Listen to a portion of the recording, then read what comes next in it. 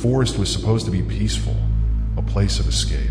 That's what Daniel told himself when he packed his bags and drove deep into the wilderness. He needed a break from the city, from the noise, from people. A solo camping trip was exactly what he needed. By the time he set up his tent, the sun had already started its descent. The trees stretched high above him, their branches forming a thick canopy that swallowed the last traces of daylight. The air was crisp, the scent of damp earth filling his lungs. It was perfect. As the sky turned dark, Daniel sat by a small fire, eating a simple meal and listening to the distant sounds of the woods. The occasional rustle, the chirping of crickets, the crackle of burning wood. It was peaceful until it wasn't. A whisper, faint, just beyond the reach of the firelight. A hushed voice, speaking in a language he didn't recognize. Daniel froze. His breath hitched as he listened, but the sound was gone. Probably the wind, he thought, or his imagination. Shrugging it off, he put out the fire and crawled into his tent. The forest was eerily quiet now, save for the occasional rustle of leaves. Then, another whisper, closer this time. Daniel's pulse quickened. He sat up, straining his ears. The voice was soft, almost gentle, but there was something wrong about it. Something unnatural. A chill ran down his spine. He wasn't alone. Slowly, he unzipped his tent, peeking into the darkness. His flashlight beam cut through the trees, revealing nothing. No movement, no footprints, just a silent, endless forest.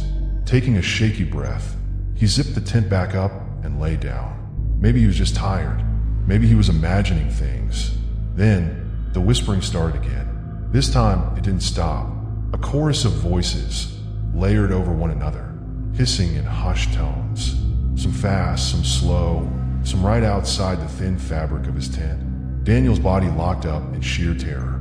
His breathing grew ragged as sweat slicked his skin. Then, something scratched against the tent. Long, slow, deliberate. He grabbed his flashlight with trembling hands and yanked the zipper down. The light flashed into the trees, and his stomach dropped. They were standing there, tall, thin figures just at the edge of the light. Dozens of them. Their faces were pale, their eyes hollow pits of darkness. Their mouths moved, but the whispers didn't match their lips.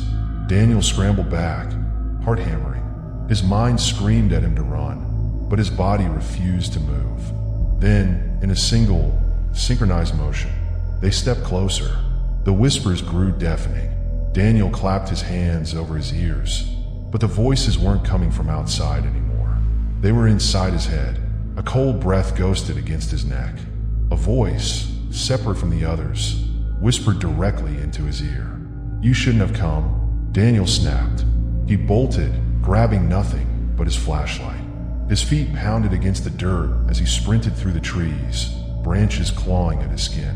The whispers followed, growing louder, more frantic. Then, the ground vanished beneath him. He tumbled down a steep incline, hitting rocks and roots before slamming into the ground. Pain exploded through his ribs, but he couldn't stop. His flashlight flickered, barely illuminating the thick fog that had settled in the trees. The whispers had stopped. The silence was worse. Then a familiar voice called out, his own voice. Daniel. His blood turned to ice. Slowly, he turned the flashlight toward the trees. There he was, a figure standing just a few feet away. Same height, same clothes, same face, but the eyes were wrong. The thing smiled, lips stretching too wide. "Come back," it whispered. "It's not safe out here." Daniel turned and ran. He didn't look back. He didn't stop running until he reached his car, hands shaking so badly he could barely get the keys into the ignition. The moment the engine roared to life, he sped down the dirt road, not daring to breathe until the forest was far behind him. Even now, safe in his apartment, he still hears them. The whispers, they come at night, just beyond the edges of the light. And sometimes, he swears he sees his own reflection smiling back at him, even when he's not. Don't go in a Blackwood forest after dark. Ethan had heard the warning from the locals, but he didn't believe in small-town superstitions. He was a photographer, and Blackwood was a goldmine of untouched nature. Ancient trees, mist-covered trails, and eerie beauty. That's all he saw it as. He wasn't worried about ghosts or legends. He should have been. The sun was dipping below the treetops as Ethan set up his camera. He had spent hours hiking deep into the woods, farther than most people dare to go. As he adjusted his lens, movement caught his eye. A man standing between the trees. Ethan's breath hitched. The figure was unmoving, shrouded in shadows. He was tall, dressed in tattered clothing, his body rigid like a mannequin. Ethan raised his camera. Click. The flash illuminated the trees for a split second. The man was gone. A chill crawled down Ethan's spine. He scanned the area, but there was no sign of anyone. Just the rustling leaves and the fading light. Darkness settled in, bringing an unnatural silence. The forest, once alive with chirping insects and rustling leaves, was now dead still. Ethan decided to turn back, but as he checked his map, his stomach dropped. The trail was gone. It should have been right in front of him, but the path had vanished. Trees he didn't recognize loomed around him, suffocating, closing in. Panic clawed at his chest. His flashlight flickered as he searched for a way out. Then, in the distance, a cabin, a small wooden structure, barely standing, its windows black as empty sockets. With no other choice, Ethan approached. The door was slightly ajar, creaking as he pushed it open. Inside, the air was damp and stale. The wooden floor groaned under his weight. Then, photographs, hundreds of them, scattered across the walls, the ceiling, the floor, all taken in this very forest. Ethan's breath caught in his throat as he stepped closer. The pictures were old, weathered, yet they all had one thing in common. Every single one captured a man, tall, thin, looming between trees, always watching. But his face was missing. A cold gust of air brushed against the back of Ethan's neck. He wasn't alone. The air grew heavy. The silence thickened. Then, breathing, slow, deliberate, right behind him. Ethan's heart slammed against his ribs. He spun around, flashlight trembling in his grasp. The cabin was empty, but the breathing didn't stop. It was closer. Then, from the corner of his eye, movement, his own reflection, shifting in the broken mirror. But something was wrong. The Ethan in the mirror wasn't moving like him. He was staring. Then slowly his reflection's mouth stretched open, too wide, too inhuman. A choked cry escaped Ethan as he stumbled backward, knocking over an old chair. The second he turned around, his flashlight flickered, and he saw him, the faceless man, standing in the doorway, his head tilted unnaturally to the side. His skin was smooth, empty, no eyes, no nose, no mouth. Just a blank slate of flesh. But Ethan could feel him staring. The man took a step forward. Ethan's legs finally obeyed. He ran. He sprinted through the trees, branches clawing at his arms, the flashlight bouncing wildly in his grip. Behind him, the crunch of leaves, footsteps. The whispers began, soft at first, then louder. Dozens of voices, calling his name, mocking, laughing. Then, above them all, one whisper stood out, one that made his blood turn to ice. Say cheese. Ethan's flashlight died. Darkness swallowed him whole. He kept running, gasping for air, heart hammering, until suddenly, the trees opened up. The road. His car was there, right where he left it. He didn't question it. He threw himself inside, hands shaking as he fumbled with the keys. The engine roared to life, tires skidding against gravel as he sped away. He didn't stop driving, not until the town's lights appeared in the distance. Not until he knew he was far, far away from Blackwood Forest. He didn't look in the rearview mirror. He didn't want to see if he was still following. Ethan never went back, but the nightmares never left. Then, 2 weeks later, a package arrived. No return address, no markings. Inside, buried beneath crumpled paper, a photograph, fresh, taken at night, of him, running through Blackwood Forest, terror frozen on his face. And just behind him, the faceless man, standing among the trees, watching, smiling, even though he had no mouth. Some places were never meant to be disturbed. Deep in the heart of Ashwood Forest, there was a place the locals refused to enter. No marked trails, no signs of civilization, only trees, Endless watching, waiting. Sam and his two friends, Daniel and Megan, had heard the rumors, but they didn't believe in legends. They were hikers, adventurers, explorers of the unknown. That was their first mistake. They started early, following an old map Sam had found online. It led them deeper into the forest, past the known trails, into uncharted territory. The deeper they went, the stranger the air became, thicker, heavier.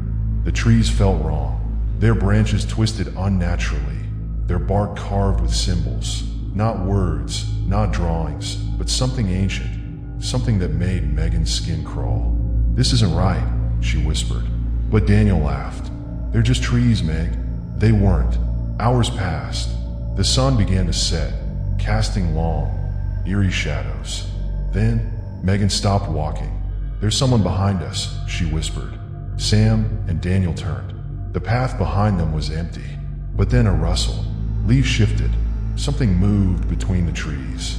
A figure, tall, unmoving, watching, then gone. Megan's breath hitched. "We need to leave. Now." Daniel rolled his eyes. Probably just another hiker. Sam wasn't so sure, because the forest had gone silent. No birds, no insects, no wind, just the feeling of being watched. As night fell, they set up camp. The fire crackled, its glow barely pushing back the swallowing darkness. Megan sat close to the flames, arms wrapped around herself. "Something's wrong with this place." Daniel scoffed. "You're just scared." Then the snapping of a branch. Sam's head snapped up. "Did you hear that?" Silence. Then laughter. Low, hollow, all around them. Daniel stood abruptly, shining his flashlight into the trees. The beam cut through the darkness and landed on something. A face. No, not a face. Dozens of them, between the branches, nestled in the trees, half hidden in the dark. They were watching. Pale faces with hollow eyes, expressionless, unblinking, motionless. Megan let out a strangled gasp, gripping Sam's arm. "Oh my God." Daniel took a step back. No way. The faces didn't move, but somehow they felt closer. "Go, now." Sam grabbed Megan's hand, yanking her up. Daniel stumbled, dropping his flashlight. Then the whispering started, soft at first like wind through leaves, then louder, more voices. Megan screamed, "Run!" They bolted into the darkness. The trees blurred past them. The whispers grew louder. The laughter echoed all around. Then Daniel tripped. He hit the ground hard, gasping, "I can't, my ankle." Sam turned back, grabbing him. "Come on, we have to." Silence. The whispering stopped. Sam's skin crawled. The air felt wrong. Slowly he turned his head. They were standing there, the watchers, hundreds of them, hanging from the trees like puppets without strings. Their empty eyes locked onto him. Megan let out a broken sob. Oh God, they're smiling. They were, grinning, wide, stretched grins that didn't belong on human faces. Then they moved, not like people, not like animals, like shadows slipping between the trees. Coming closer, Sam yanked Daniel up, half carrying him as they ran. The trees twisted, shifted, the path they had taken was gone. Behind them, the laughter swelled. The faces were everywhere now, peering from behind trunks, hanging from the branches. Daniel was sobbing. "We're not getting out, are we?" Sam refused to believe it. He pushed forward, lungs burning. Then, suddenly, the trees parted. The road, the highway. They burst from the forest, collapsing onto the pavement, gasping for breath. Silence. The watchers hadn't followed. The forest stood still and dark, as if nothing had happened, as if it had never moved at all. Megan's hands trembled. "We made it." Sam's chest ached. "Yeah, we did." But Daniel was still staring into the trees. His voice was barely a whisper. "No, we didn't." They never spoke about what happened. They never told anyone. But the nightmares never stopped. Neither did the feeling of being watched. Then, one morning, Sam found something nailed to his front door. A photograph, taken at night, of him, Megan, and Daniel, running through the woods, terrified, and behind them, the watchers, smiling, waiting. Because the woods never let you leave. Not really. Not ever.